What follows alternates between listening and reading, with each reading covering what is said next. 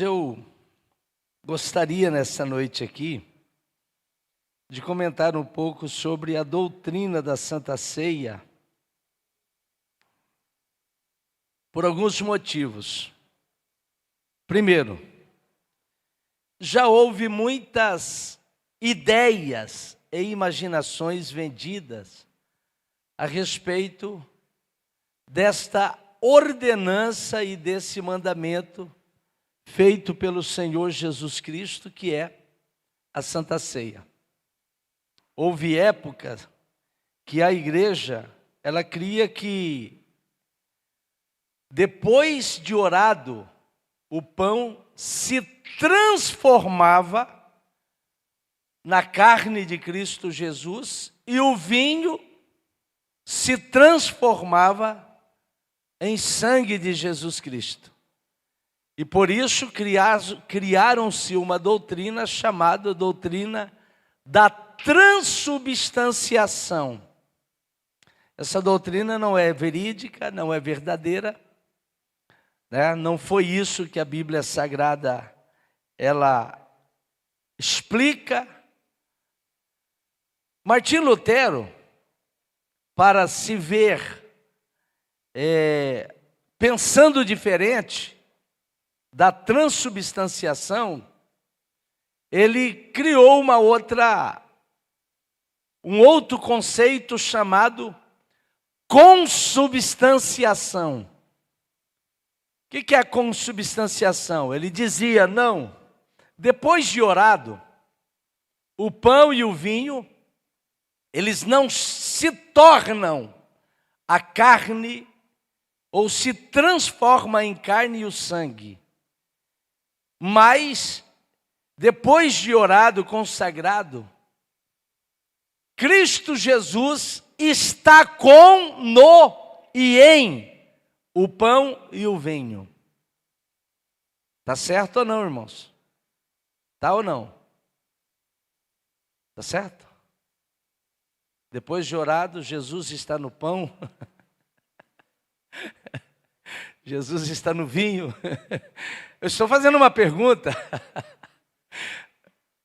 Foi o Martim Lutero que disse, irmãos, também não é verdade, tá?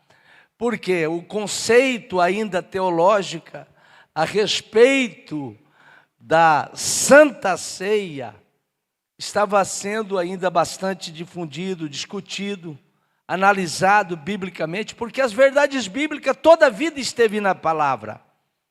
Mas a questão é enxergar essa verdade bíblica contido nela, tá?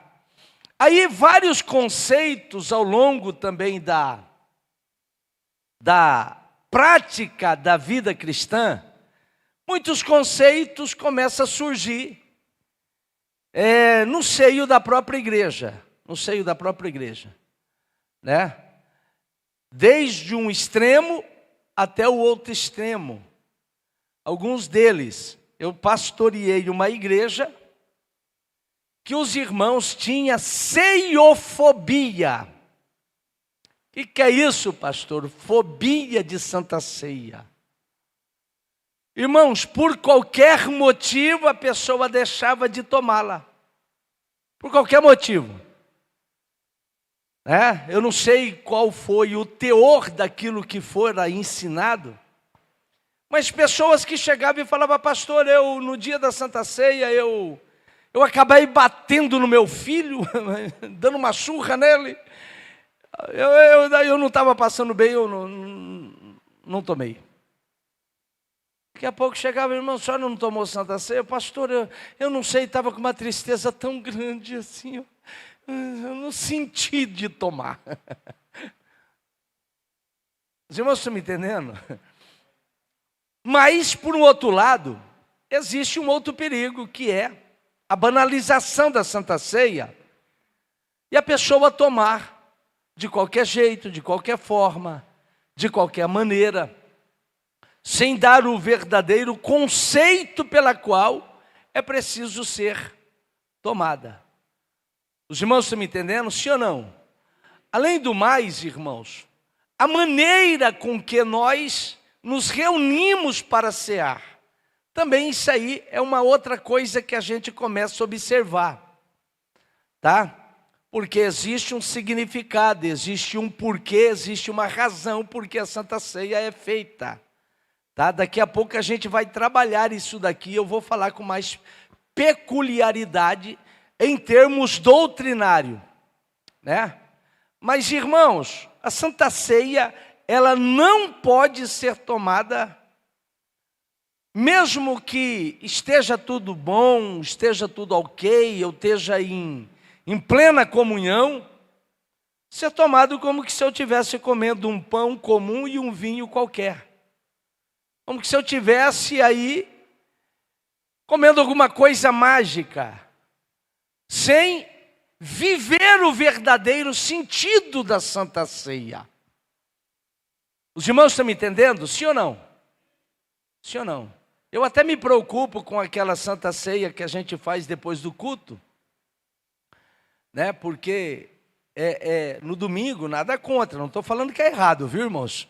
Mas me preocupa porque a gente vai descobrir aqui que a Santa Ceia, ela tem um significado. Trazer a memória, é um memorial.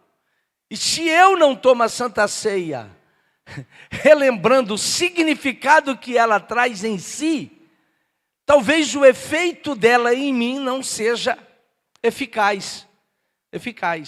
Aí, de repente, eu como um pão como que se fosse uma obrigatoriedade da vida cristã. Bateu o cartão, esse mês eu tomei. Mas não é isso. Não é isso.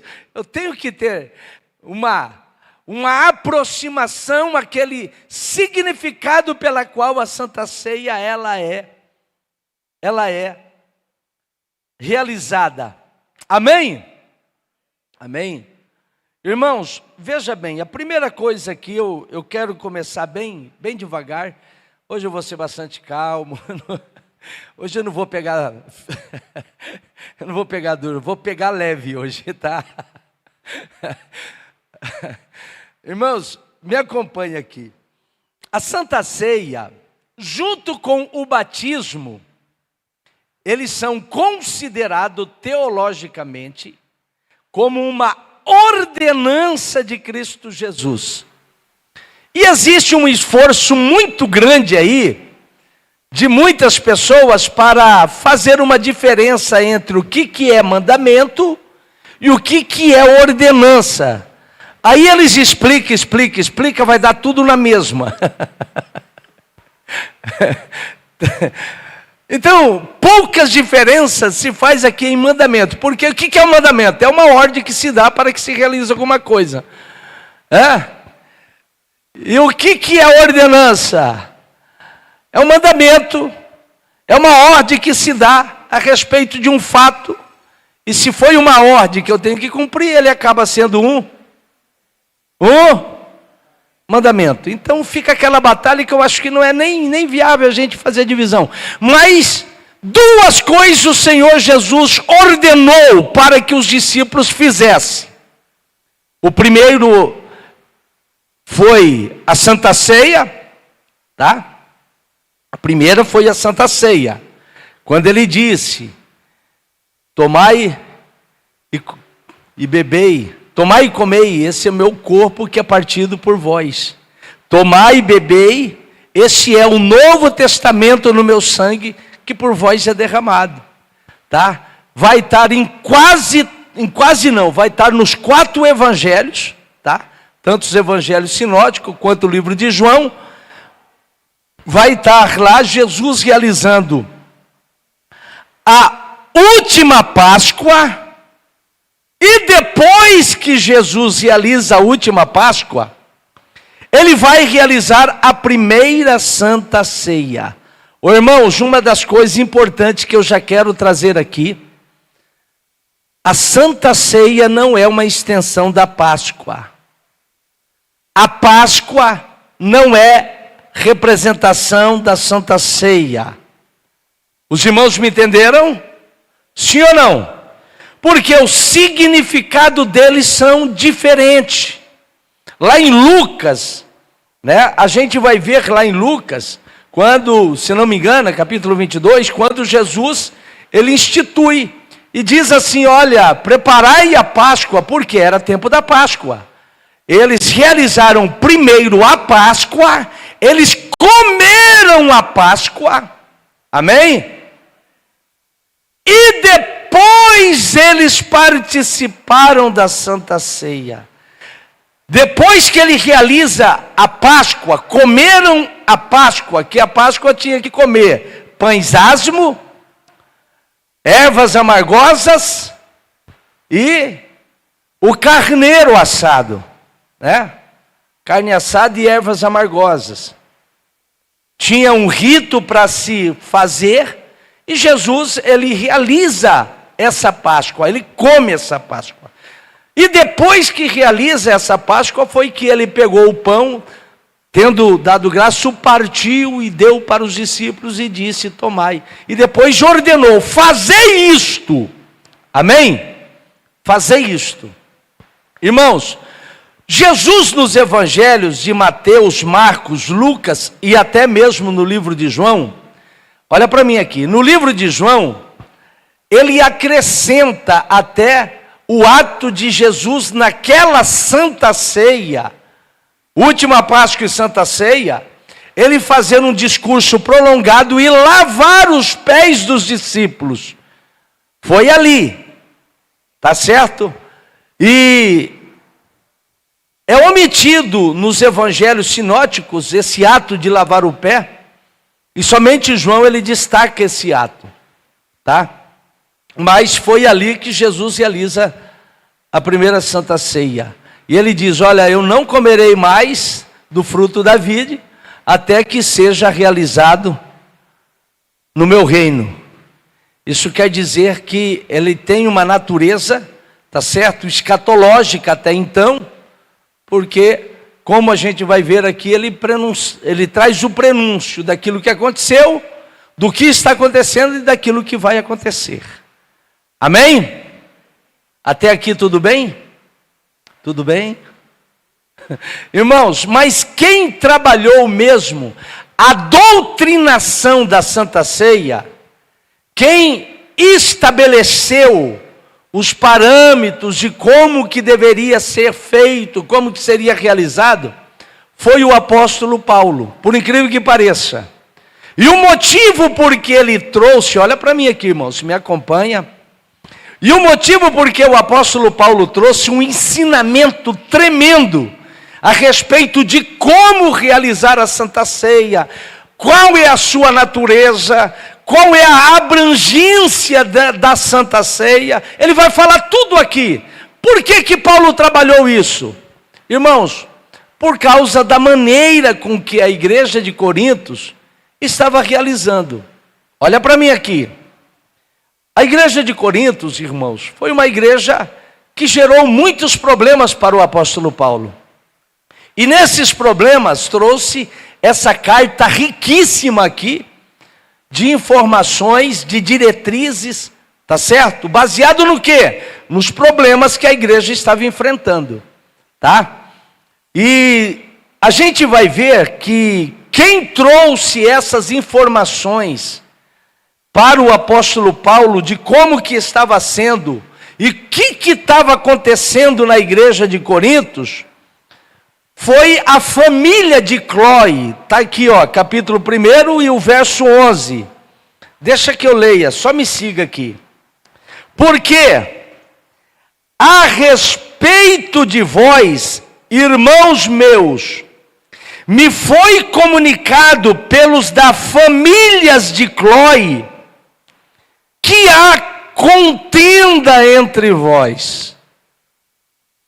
No capítulo 7, a gente vai ver que Paulo vai falar sobre o casamento. Ele diz: quantas coisas que vocês me escreveram, que vocês me perguntaram. Então, essa família de Cloe, ele foi ter com Paulo, que possivelmente estava lá em Filipos, quando ele escreveu essa carta aos Coríntios.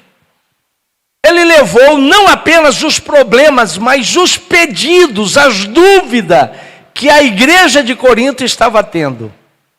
Irmãos, olha para mim, só para a gente entender esse capítulo 11 aqui, que a gente lê bastante nos cultos de Santa Ceia mas explicamos pouco no culto de Santa Ceia. Bem porque não é, como se diz, justificável a gente ensinar a prática de natação na hora que a pessoa vai nadar. Tem que ensinar antes. Então, por isso que a gente está falando num culto de terça-feira, quando não tem Santa Ceia aqui. Amém? Amém? Então, irmãos, veja bem que aqui na igreja de Corintos, e não só na igreja de Corinto, olha para mim aqui, olha, só para entender o capítulo 11. A igreja no tempo apostólico, ela realizava a Santa Ceia junto com um outro culto que ele chamava culto do ágape, ou culto do amor. Culto do quê? Culto do ágape ou culto do amor. Tá certo, tá? Ágape quer dizer amor, amor divino. E o que acontecia nesse culto? Irmãos, eles não iam apenas para comer o pão e beber o vinho, eles traziam comida mesmo. Tá? Olha para mim, pastor, mas tinha base bíblica? Sim. Jesus, na noite que ele realizou a primeira Santa Ceia, ele não comeu a primeira Páscoa? Sim ou não? Eu não acabei de falar aqui, Lucas 22, Mateus, etc. Então, Jesus, ele primeiro comeu a Páscoa, e da hora ele pegou o pão, deu graça, e falou, a gente vai participar agora da Santa Ceia. Então eles faziam isso, para quê? Para manter a comunhão. Era fácil, irmãos? Não era não. Olha a dificuldade da igreja primitiva. Irmãos, se hoje nós temos divergências de ideias, se hoje na igreja a gente tem divergências de pensamento, se hoje na igreja a gente tem algumas divergências de atitude, vamos voltar lá naquela época da igreja primitiva? Estava lá na igreja primitiva, pessoas iguais, Filemão, riquíssimo, dono de um monte de escravo, e que tinha se convertido. Irmãos, naquela época que o seu senhor tinha poder absoluto sobre os escravos, ao ponto de dar-lhe até pena capital, vocês estão me entendendo?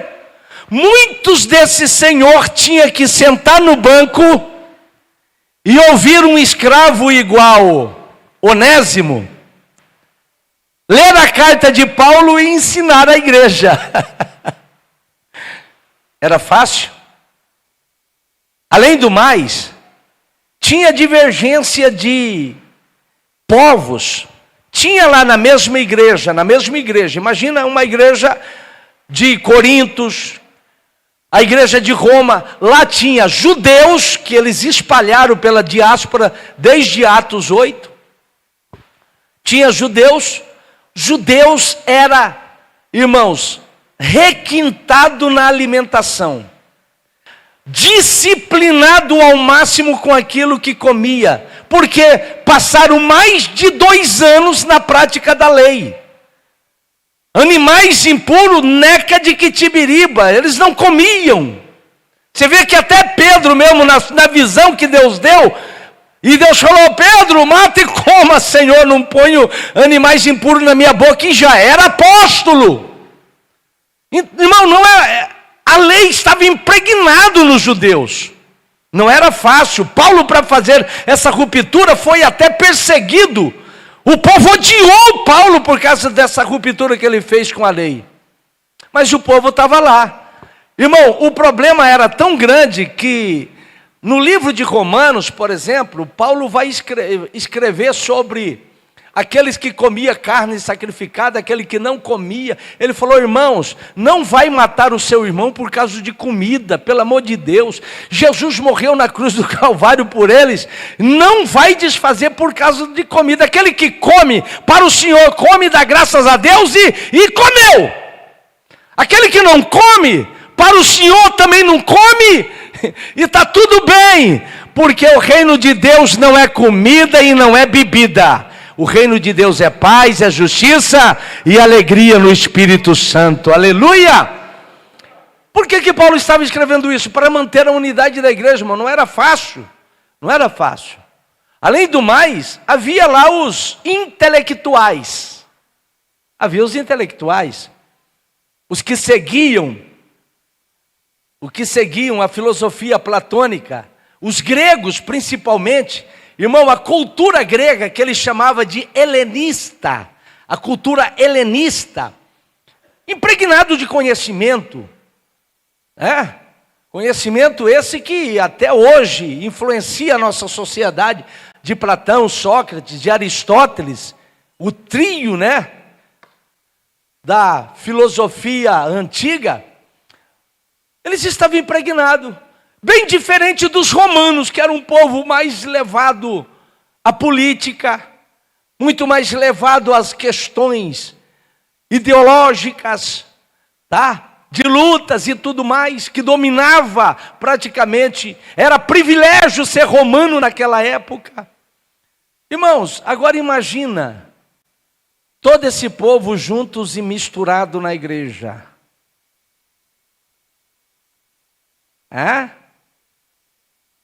Olha só a igreja de Corintos. Paulo já começa dizendo, eu sei que entre vós há dissensões, Clói me falou.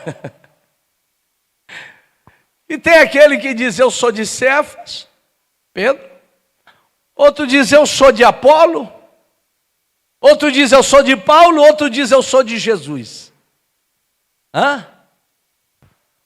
Irmão, a divisão estava grande. Irmãos, esses cultos de Santa Ceia, chamado esse culto ágape, ou culto do amor, era para promover esta unidade.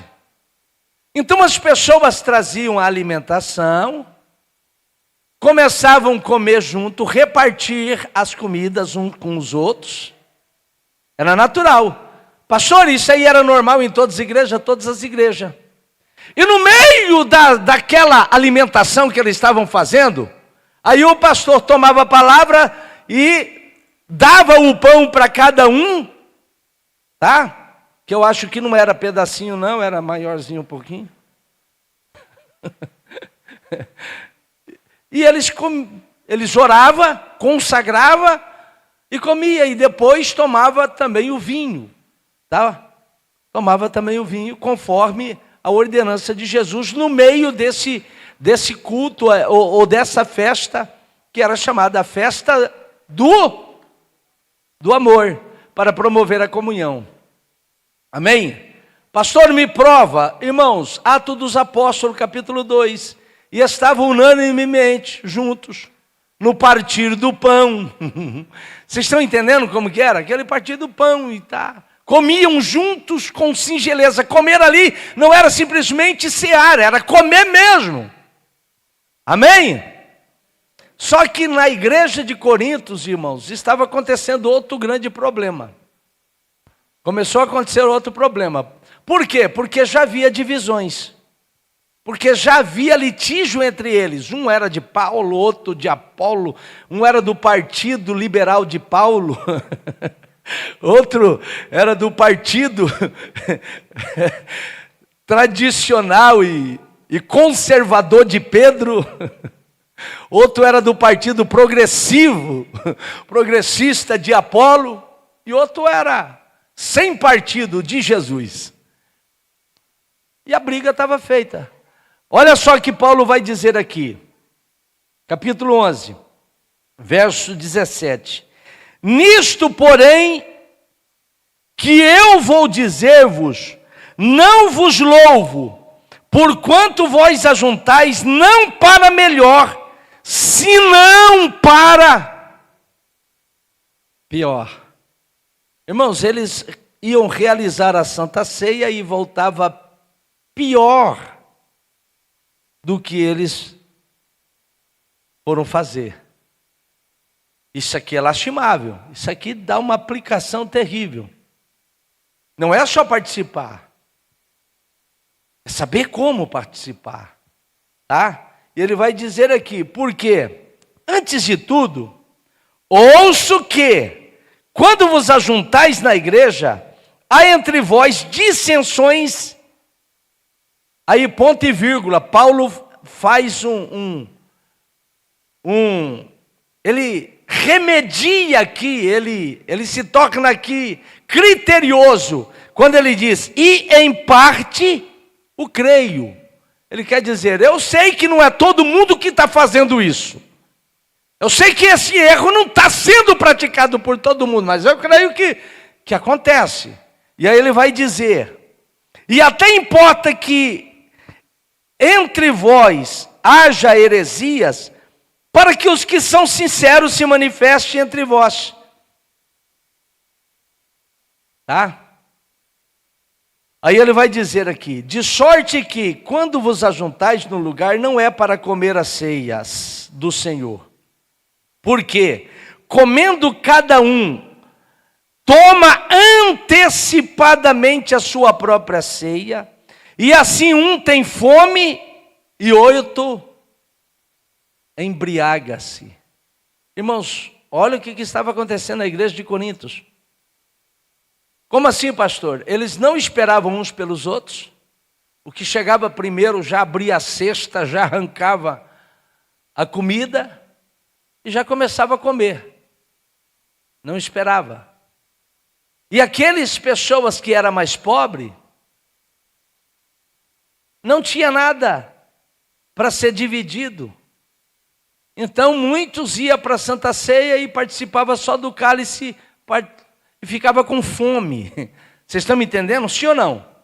Vocês estão compreendendo por que Paulo está escrevendo isso daqui agora? Tá? Então, não havia, irmãos, ali uma unidade naquela igreja. Não havia um cooperativismo naquilo que era chamado o culto do amor ou o culto ágape, a divisão da alimentação. Tá? Um esperar pelos outros, o que era? Realizar o ato junto. Vocês estão me entendendo? Sim ou não? Realizar o ato solene. Irmão, vamos começar, vamos cantar um hino, louvar a Deus, depois começar, tá?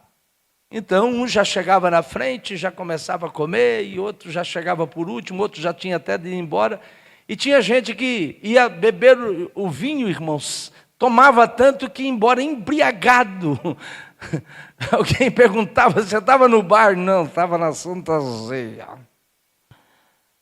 Pelo amor de Deus. Acha que problema só tem aqui na igreja de Chapada? Vocês estão me entendendo?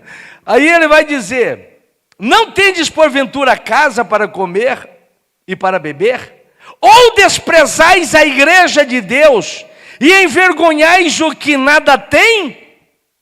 Que vos direi, louvar-vos-ei? Não, nisso eu não vos louvo. Tá? Paulo está falando, eu não vou aprovar vocês nesse ato não. Eu não vou ser conivente com vocês nesses erros. Não vou louvar. Porque vocês estão envergonhando a igreja, estão dando escândalo e estão humilhando os irmãos que são pobres. Porque um está comendo picanha e o outro arrozinho sem ovo frito mesmo.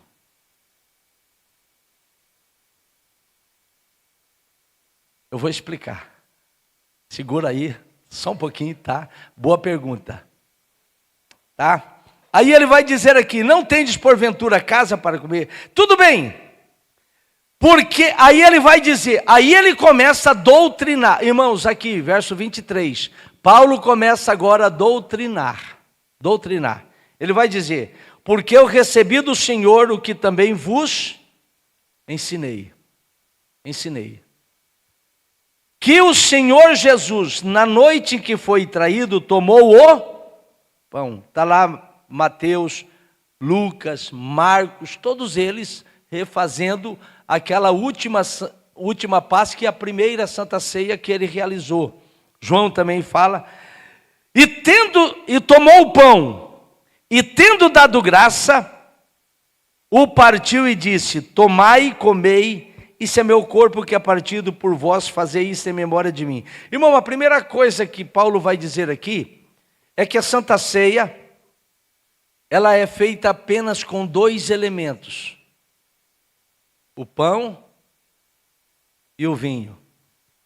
Todos esses dois elementos têm os seus significados, têm o seu porquê. Pastor, eu posso mudar o teor disso daí por ser simplesmente um símbolo, por ser um memorial, sim ou não? Posso mudar? Eu posso mudar?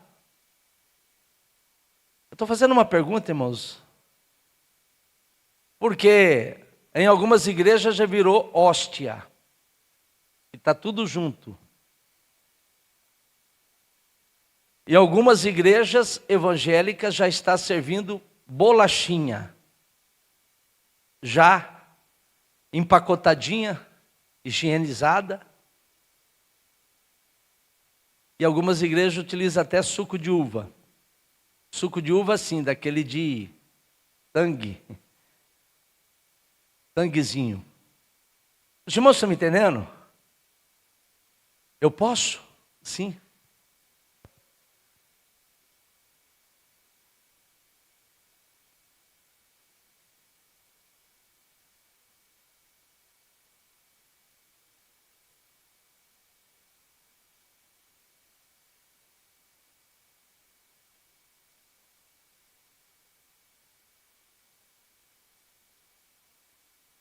Uhum. Eu vou explicar. Irmãos, veja bem. Paulo falou, escuta, a Santa Ceia não é comida, não é bebida. Paulo está fazendo uma divisão aqui entre aquilo que eles traziam para a festa do amor, que era comida mesmo. Ele falou, isso aí não é Santa Ceia.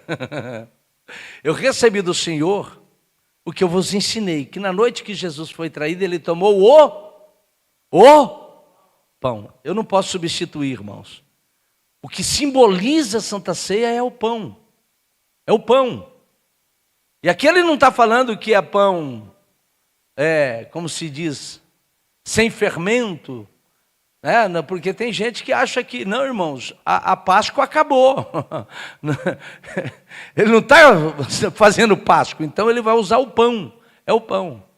Eu lembro muito bem uma certa vez que aconteceu numa igreja aqui do interior. Olha a tentação. O pastor chegou para dar a Santa Ceia e quem tomava conta da região do sítio era um diácono. O diácono. Aí o pastor chegou com os elementos da Santa Ceia e falou para o diácono, irmão, vamos fazer uma visita aí e avisar o povo que eu estou aqui para realizar a Santa Ceia. E eles saíram, andaram o dia inteiro fazendo visita, avisando os irmãos que ia ter Santa Ceia à noite. Aí quando chegou a noite, o pastor estava lá, deu abertura e o diácono, que era o dirigente da congregação, que não podia realizar a Santa Ceia porque era diácono, e o pastor estava lá para realizar. E o diácono começou a ficar apreensivo, vai lá, vem cá, e o pastor dirigindo, e daqui a pouco o pastor, a ceia, irmão, e ele para lá, até que ele chegou perto lá do pastor e falou, pastor, aconteceu um problema aí. A gente foi fazer visita, os gurizada comeu os elementos. Guri no sítio, viu um pão com suco, falou. Aí o pastor olhou para ele e falou, e aí, irmãos, e agora? Aí ele olhou para o pastor e falou, pastor, tem caldo de cana e rapadura.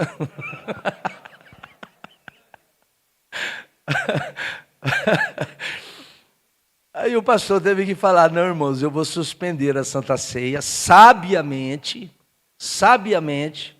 ele suspendeu a Santa Ceia, avisou os irmãos, explicou e marcou um outro dia, porque não pode ser substituído. Amém?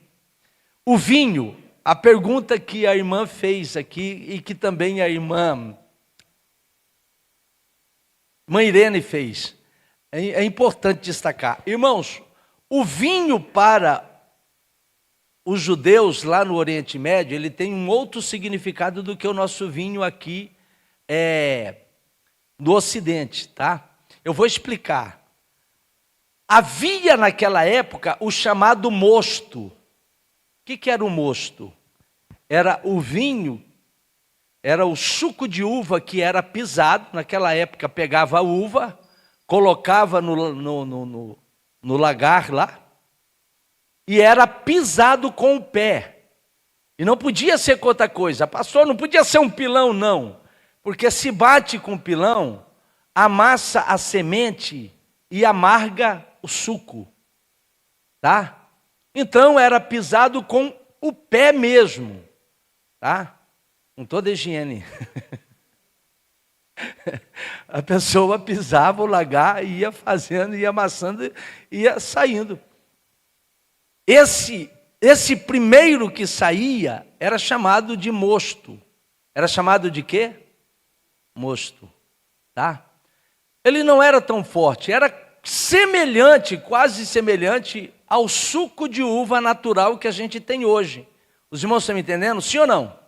Era o suco de uva natural que a gente tem hoje, era o mosto. Só que, irmãos, pisado com os pés, né, umas bactériazinhas de sobrinha, ele fermentava com mais rapidez. Fermentava ou não fermentava? Fermentava com mais rapidez. E quando o suco de uva fermenta, pode ser esse comprado mesmo aí, o suco de uva natural. Deixa ele fermentar para você ver. Bebe ele depois de fermentado. Você não pega 2 meses de disciplina. Você está entendendo? Então, aí que vem a Bíblia, olha para mim.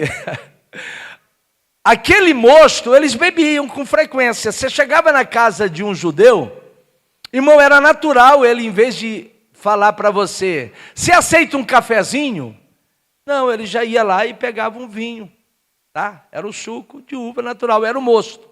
Aí a Bíblia Sagrada vai dizer, olha, não demore no vinho quando esse se mostrar vermelho, quer dizer, quando esse estiver fermentado, porque era embriagante. Noé ficou bêbado com esse tipo de vinho. Os irmãos estão me entendendo? Pastor Silvio, é o mesmo vinho do Ocidente, Neca de Quitibiriba. O vinho hoje, irmãos, tem uma quantidade de álcool acrescentado, e os irmãos nem queiram saber. Amém? Sim.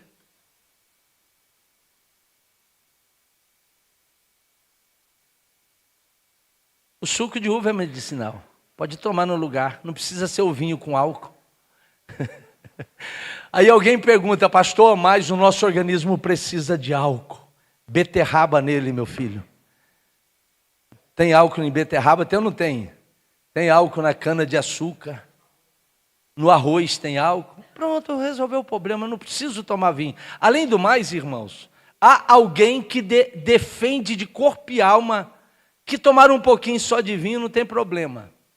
Irmãos, deixa eu contar uma história para os irmãos, que já que chegou nesse ponto, eu preciso fechar.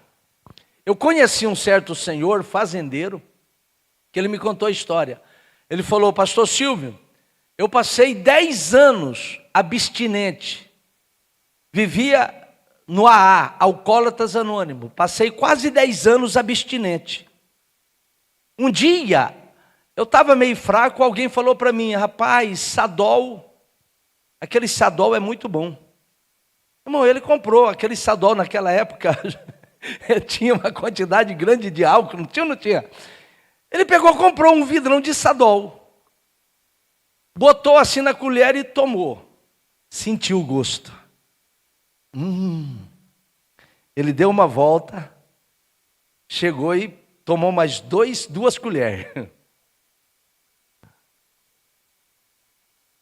Aí não contentou, foi lá, deu mais uma volta, voltou e pegou um copo. A mulher dele botou a mão e falou, não, olha aqui, 1 colher por dia. Irmão, ele já empurrou ela para lá, pegou a garrafa na marra e tomou tudo. E dali já foi para o boteco. Ele falou, pastor, voltei para o álcool de novo, acabei com a minha família, acabei com os meus bens, bebeu a fazenda que ele tinha, foi para a bancarrota de novo. Irmãos, nós trabalhamos com recuperados, nós trabalhamos com pessoas que a Bíblia Sagrada diz, não coloqueis o vosso corpo à disposição do pecado, para outra vez vos prenderes à servidão, está lá em Romanos, é tentar a Deus. Então, vai trazer benefício? Vai não!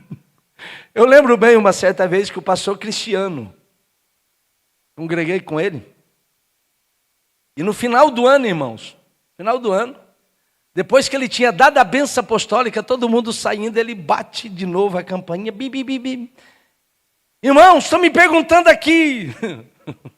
Mandaram um bilhete para ele perguntando: pastor, pode tomar champanhe? Ele falou: pode, irmão, pode tomar champanhe, fornecida de tatu.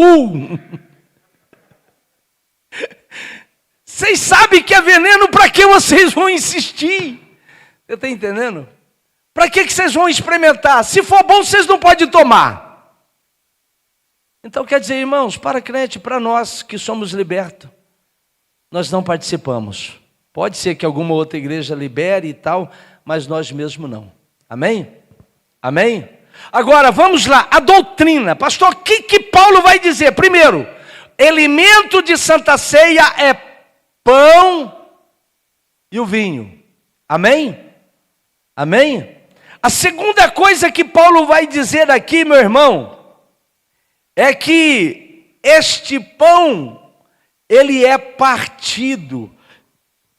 Irmãos, alguém pode dizer: pastor, mas eu não posso já trazer cortado? Eu já não posso fazer já do tamanhozinho aqui? Irmãos, o Antigo Testamento era cheio de representatividade. E esta representatividade, apesar de que era uma representação, tinha um peso espiritual sobre ele.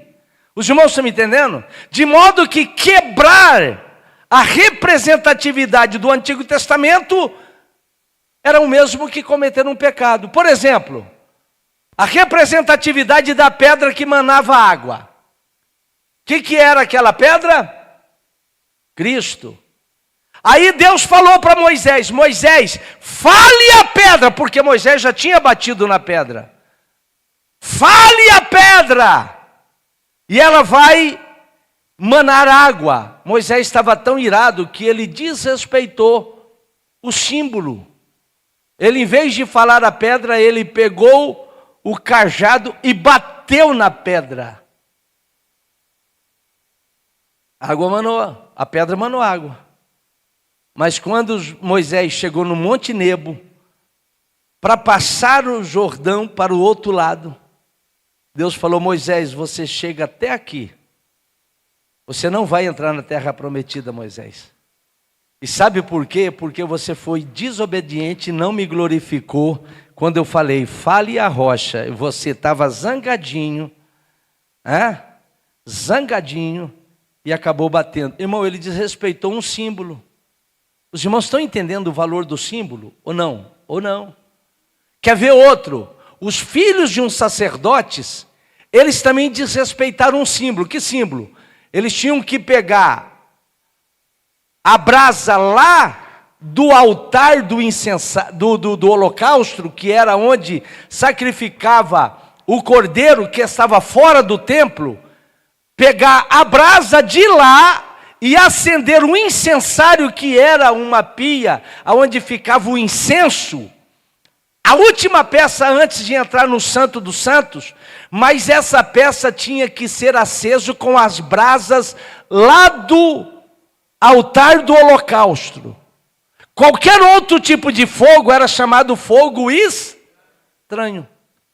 O indivíduo falou: quer pegar nada, que estava bêbado. E pegar nada de lá do holocausto, eu já estou com a brasa aqui. E foi com fogo estranho. Irmão, ele só desrespeitou o símbolo e acendeu o incensário. O que aconteceu com ele? Sabe não? Sabe não?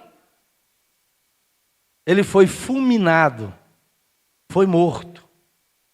Irmãos, a Santa Ceia é um memorial, mas esse memorial tem uma maneira de ser feito. Aqui ele diz: e tendo partido o pão. Mateus e Lucas e João: e tendo partido o pão.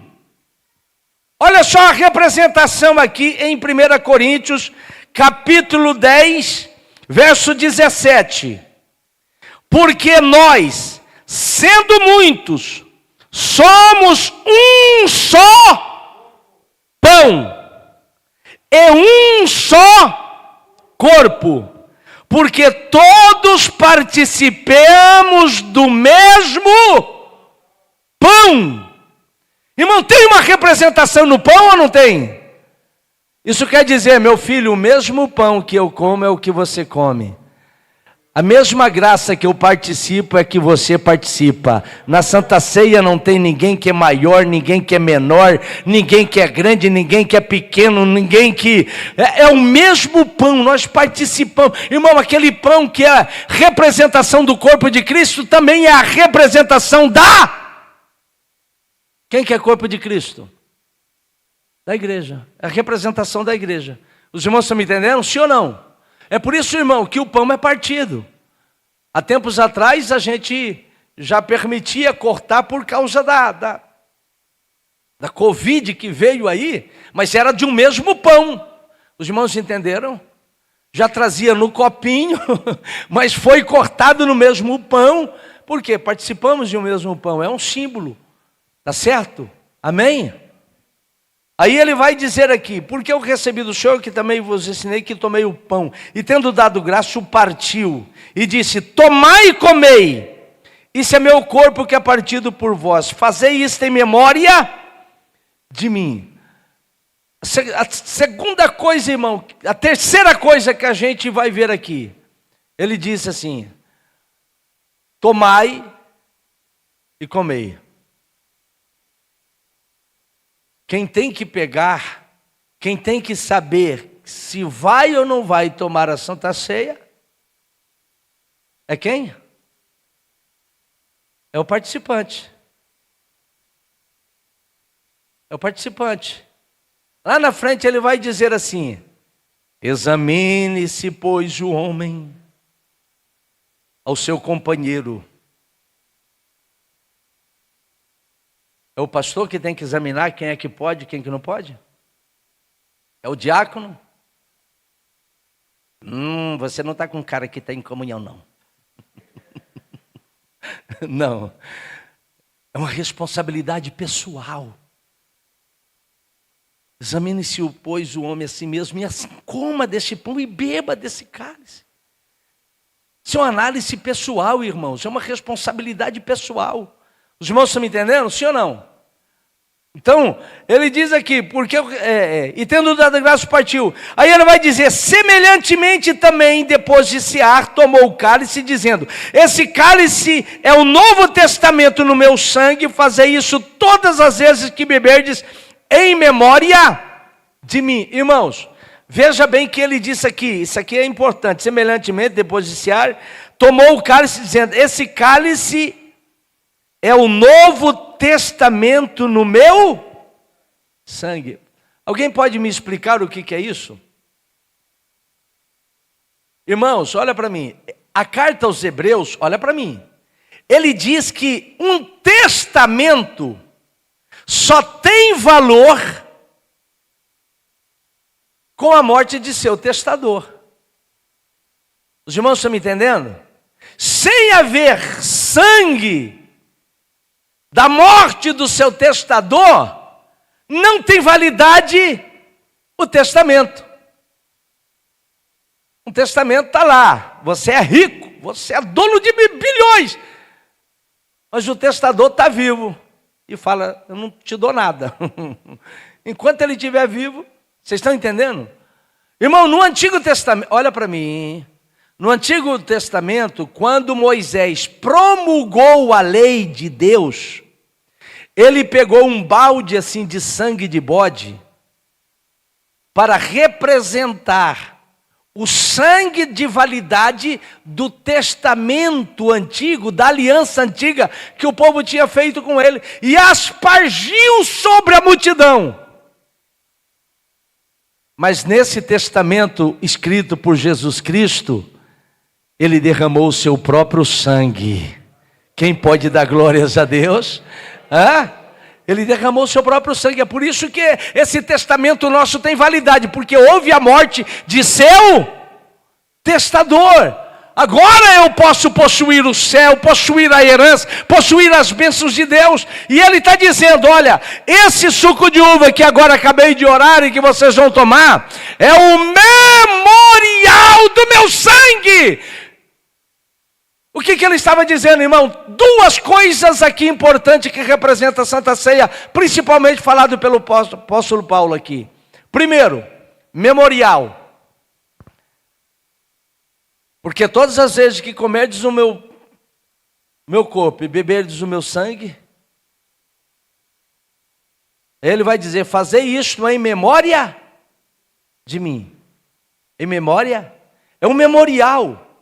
Oh, irmãos, eu não posso tomar a Santa Ceia pensando nas minhas contas amanhã. Eu não posso tomar a Santa Ceia pensando, meu filho, na minha vida cotidiana. É um momento que a gente tem para lembrar a morte de Cristo Jesus. É por isso, irmão, que no culto de Santa Ceia, os hinos têm que ser alusivos. A pregação deve ser alusiva.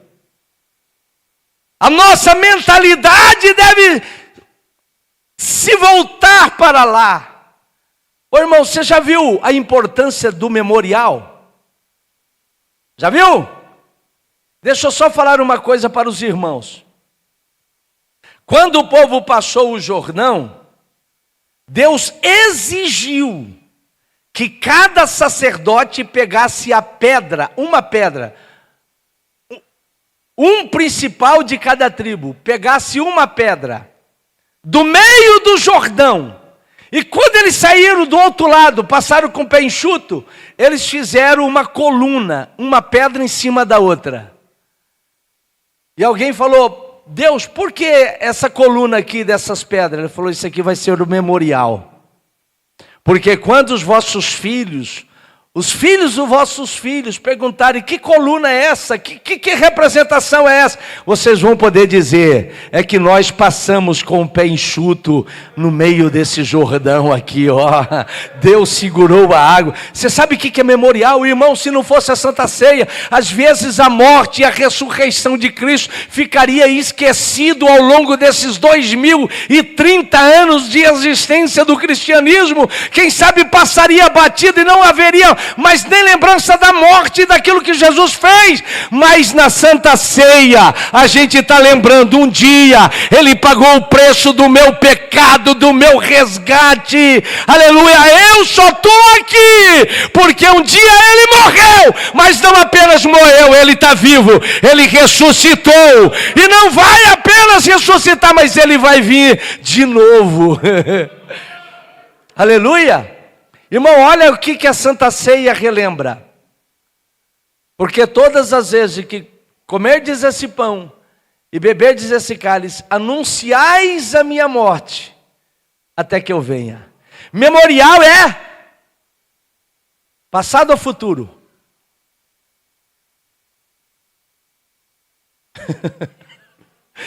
Memorial é passado ou é futuro? Ou é presente? É passado. Se eu estou relembrando, é passado. Irmão, a Santa Ceia tem um teor passada, a morte de Cristo e a sua ressurreição. A Santa Ceia aponta para um túmulo vazio, a Santa Ceia aponta para um Cristo ressurreto, a Santa Ceia aponta para a vitória de Deus em nossa vida. Amém? Amém? Mas a Santa Ceia também anuncia Jesus no presente. Olha para mim aqui, irmãos. A Santa Ceia anuncia Jesus. Porque todas as vezes que comerdes esse pão e beberdes esse cálice, anunciais, é presente do indicativo. Anunciais a minha morte. Até e futuro agora. Até que eu venha. A Santa Ceia está dizendo para mim, Jesus vai voltar. Eu estou participando aqui, mas eu tenho certeza que Ele vai voltar. Eu estou aguardando Ele, aleluia! Amém?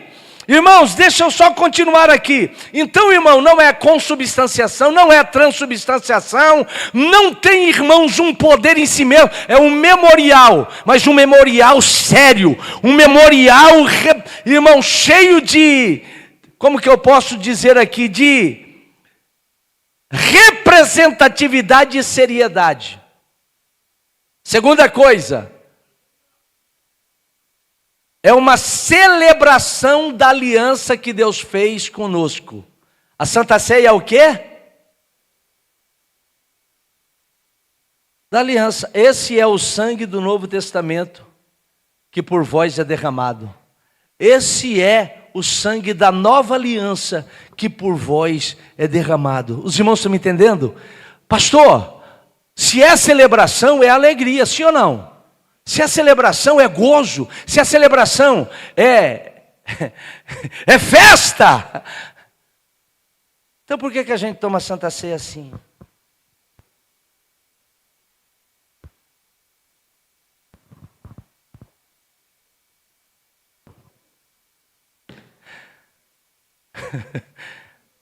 Irmão, a gente está celebrando aqui essa aliança que nos introduziu no céu. Eu posso, irmão, estar cheio de problema lá na minha casa, mas aqui eu estou celebrando o ato de Jesus Cristo. A coisa mais importante que Ele fez na minha vida foi o resgate e nos trouxe o direito do céu. E eu estou celebrando na Santa Ceia isso. Aleluia! Amém? Agora, irmão, eu tenho que concluir. 5 minutos e mais 10 vocês vão me dar de brinde aqui. Já vou concluindo. Paulo disse aqui, irmãos, que a Santa Ceia, ela tem que ser tomada com responsabilidades pessoais. Conforme nós já lemos. E ele vai dizer assim: porque todas as vezes que comerdes esse pão e beberdes esse cálice, anunciais a morte do Senhor até que venha. Portanto, qualquer que comer esse pão ou beber o cálice do Senhor indignamente será culpado do corpo e do sangue do Senhor. Irmão, se a celebração de uma aliança, está aqui contido a libertação que Ele nos deu pelo pecado. Se eu estou em pecado e estou tomando, não estou considerando a celebração que eu estou fazendo. Se eu ainda não estou liberto do pecado, aquele simbolismo está sendo violado.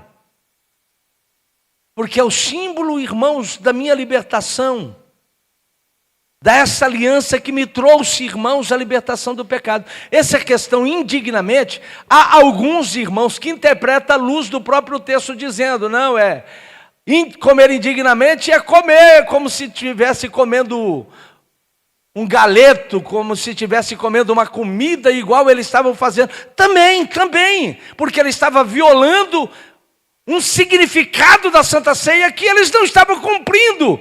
Mas Paulo falou, olha, quando vocês ajuntais, não é para comer a Santa Ceia. Eles não estavam participando da Santa Ceia. E Paulo está falando, aquele que come esse pão e beba esse cálice, isso quer dizer que tem uma influência muito maior. Indignamente, aquele que está em pecado, que deve ser confessado e não confessou. Os irmãos estão entendendo? Aqueles que estão na prática, irmãos, de ações que deveria ser tratado e não foi.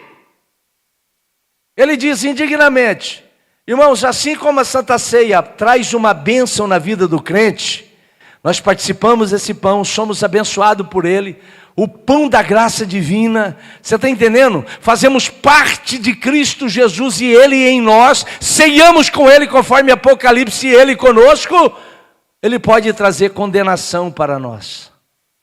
Aquele que come e bebe, indignamente come e bebe para sua, não é para a vida do pastor não, tá? Para sua própria condenação. E ele vai explicar, porquanto qualquer que comer o pão ou beber o cálice do Senhor indignamente será culpado do corpo e do sangue do Senhor. Examine-se, pois, o homem a si mesmo, e assim coma desse pão e beba desse cálice. Paulo não tá convidando ninguém a deixar de tomar, ele está falando, analise você mesmo. Então faz uma autoanálise de você. Aí você come desse pão e beba desse cálice. Aí ele vai dizer, porque o que come e bebe indignamente, come e bebe para sua própria condenação, não discernindo o corpo do Senhor. Irmão, o corpo do... Olha, deixa eu fazer uma pergunta. Olha para mim aqui. O corpo do Senhor é o pão ou é a igreja? O corpo do Senhor é o pão ou é a igreja? É a igreja. Não é discernindo o pão e o vinho. O corpo de Cristo é a igreja. Porque aqui, vou ler novamente. Porque nós, sendo muitos, somos um só pão, um só corpo. Porque todos participamos do mesmo pão. Quer dizer, irmãos, o pão simbolizando ali o corpo de Cristo, mas ao mesmo tempo o corpo de Cristo é a igreja. Então esse pão simboliza o corpo real de Jesus, mas simboliza também o corpo místico de Cristo, que é a igreja. Quando eu tenho um pecado que devo confessar para a igreja e não o faço, e tomo a Santa Ceia, o que eu faço? Eu não estou discernindo o corpo de Cristo, que é a igreja. Os irmãos estão entendendo agora? Eu não estou discernindo. O que é discernir? Alguém pode me ajudar? Interpretar, respeitar, considerar. Oi? Fala alto. Decifrar. Exato, é como se eu não estivesse nem aí com a igreja, nem considerando o corpo de Cristo. Tá? Aí ele vai dizer aqui, por causa disto, irmãos, há uma coisa muito séria. Paulo falou, por causa disso o quê? De tomar a Santa Ceia indignamente, sem considerar o corpo de Cristo, que é a igreja, pecados que deveria ser confessado, a igreja não foi.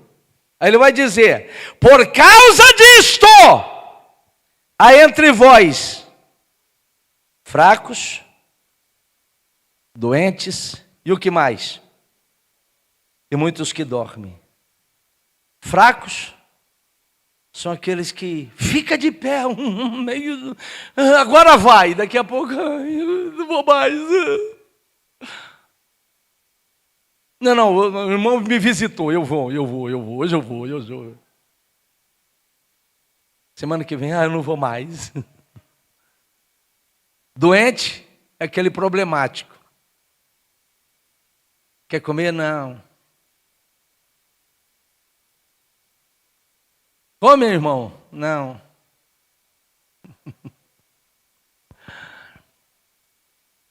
Está muito salgado. Gritou demais. Foi muito pesado. Irmão, doente. Que mais? Aqueles que dormem. Irmãos, são aqueles que morreram espiritualmente, infelizmente.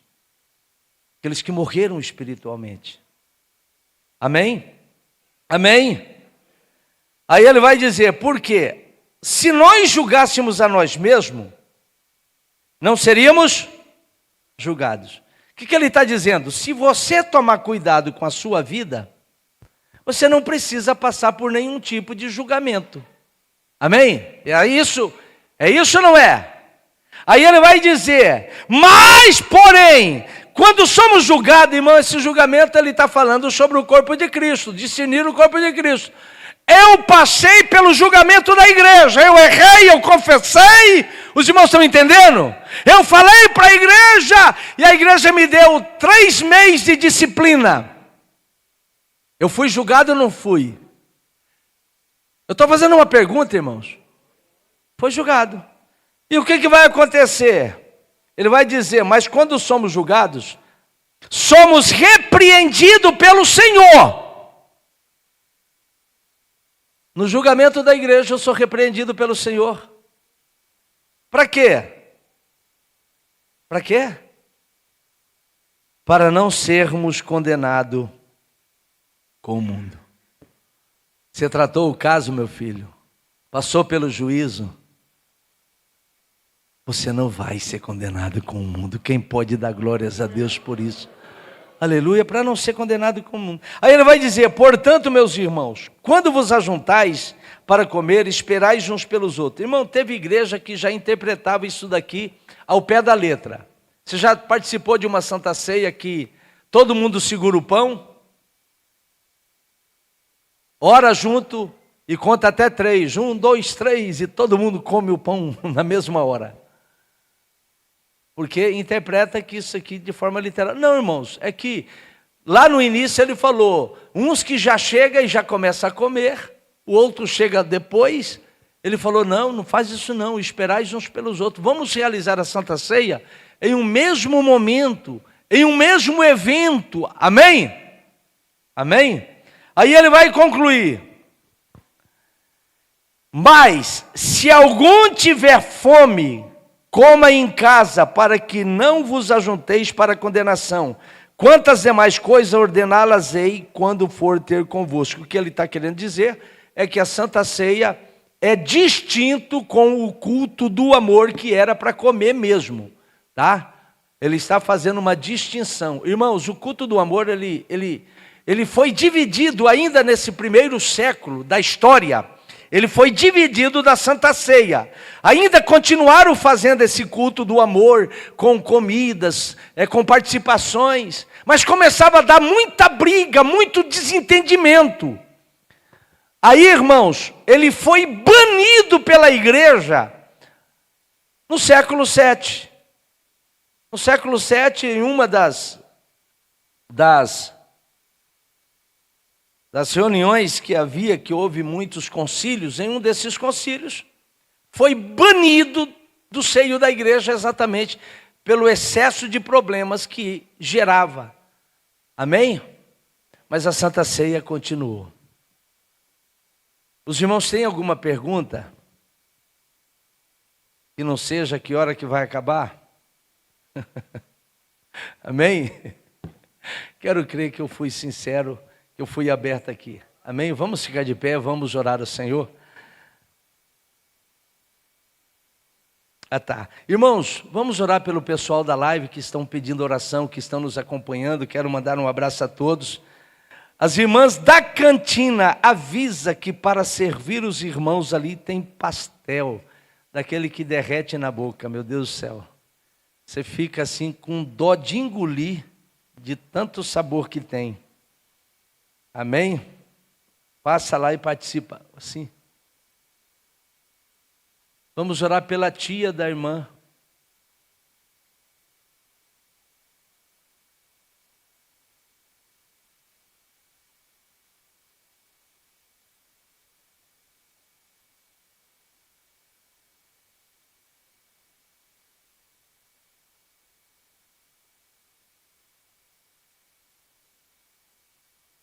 Meu Deus.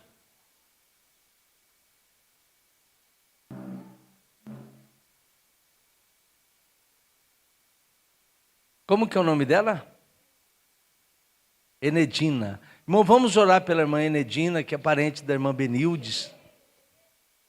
A Benedita. Benedita. Vamos orar pela irmã Benedita, parente da irmã Benildes. Alguém mais necessita de oração? Vamos orar. Pastor Cláudio, vem fazer essa oração e já nos dar a bênção apostólica.